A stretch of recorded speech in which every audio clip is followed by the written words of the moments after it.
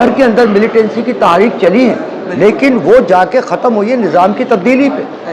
ठीक है, मतलब निज़ाम की तब्दीली के अलावा तो अगर आप तबक़ात की तब्दीली करते हैं, आप नैरेटिव्स की तब्दीली करते हैं, आप उस निज़ाम के अंदर जो है जो उसके स्टेक होल्डर्स हैं, आप खाली उनको तब्दील करते हैं, तो आप गलत कर रहे हैं। बिल्कुल ठीक है, आप बेशक मिलिटेंसी अगर होती है, मिलिटेंसी अगर ज़रूरत है, मिलिटेंसी मेरा ख्याल कम्युनिस्टों से ज़्यादा शायद किसी और ने नहीं की होगी। आप सेंट्रल अमेरिका पूरा भरा हुआ है, लैटिन अमेरिका भरा हुआ है, ईस्टर्न यूरोप भरा हुआ है, अफ्रीका भरा हुआ है, और आज भी मतलब ये कि वहाँ पे हलचल है और हिजान है। ठीक है, अब भाई कह रहे थे ना बात नहीं, मैं सिर्फ इतनी सी गुजारिश करूँगा कि एडवेंचरिज्म में और मिलिटेंट स्ट्रगल में फ़र्क होता है। आप अच्छा, फिर आप आ जाए, अगर आप बलूचिस्तान के पर्सपेक्टिव में बात करें तो मैं बैसियत पॉलिटिकल वर्कर, आप मुझे बताएं कि आपने इतने ब्लास्ट किए, आपने इतना कत्लेआम किया, आपने वहाँ पे मुख्तलिफ कौमियतों को मारा, उसके मारने के बावजूद क्या रियासत पाकिस्तान कमज़ोर हुई?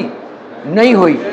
ठीक है, बहुत सारी मिलिटेंसी ऐसी होती है, मसलन कश्मीर के अंदर आपने किया, कश्मीर के अंदर करके आपने भारत को एक जवाब फराहम किया कि उसने मजीद 1 लाख फौज भेज दी। तो आप जो कर रहे हैं अपने अमल वो मतलब है कि उसको गौर करने की ज़रूरत है। एक बात, दूसरी बात मैं फिर ये कहूँगा कि एक कम्युनिस्ट के अमल में और एक नॉन कम्युनिस्ट के अमल में फ़र्क होता है। अगर कम्युनिस्ट मिलिटेंसी कर रहा है तो उसके पास पूरा उसका होमवर्क है और वो निज़ाम की तब्दीली के लिए कर रहा है। वो इसलिए नहीं कर रहा कि एक मखसूस तबके को आप हटा के दूसरे मखसूस तबके के साथ जनाबे के उसको लेके आ जाए। तो बलूचिस्तान के तनाजुर में आपको ये देखने की ज़रूरत पड़ेगी कि आपने मसलन इसी बलूचिस्तान ने गौस बख्श बजिंजो को भी पैदा किया, इसी बलूचिस्तान ने खैर बख्श मरी को भी पैदा किया, इसी बलूचिस्तान ने मैंगल को भी पैदा किया। ठीक है, उनके ऊपर सबसे ज़्यादा ज़्यादतियाँ भी हुई, भुट्टो गवर्नमेंट ने भी ज़्यादती की, फौजी हुकूमत ने ज़्यादती, उन्होंने मतलब ये कि और उन्होंने मतलब ये कि एक आर्म्ड स्ट्रगल भी की बलूचिस्तान के अंदर, लेकिन उसके बाद फिर क्या हुआ? ठीक है, आज आप जो कुछ कर रहे हैं, और फिर दूसरी बात, मुझे बलूचिस्तान के बारे में मैं बैसियत सियासी कारकुन के देखिए मुझे मेरे बहुत सारे शुबात हैं। क्यों?